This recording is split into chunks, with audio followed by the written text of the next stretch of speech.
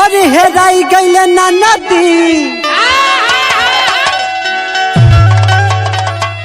हेराई गईले ना नदी बलमुआ मोर हेराई गईले ना नदी। छोटू भैया अरे क्यों ऊंची सड़किया गलिया सुन हो बलमुआ मोर हेराई गईले ना नदी।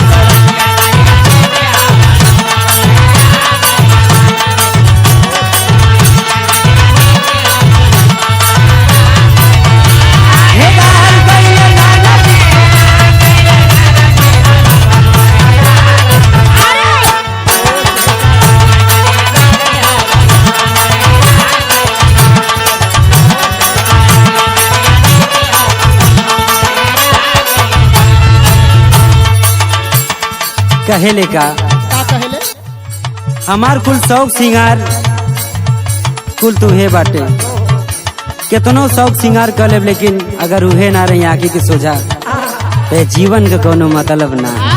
नहीं तो ढोला भाव के कहले कैसे पावा तो बलमुआ के सेनुरा बनवा तो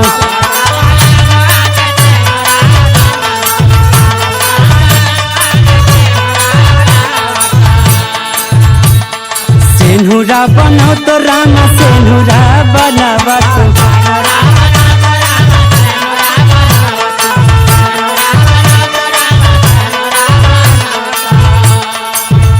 हरे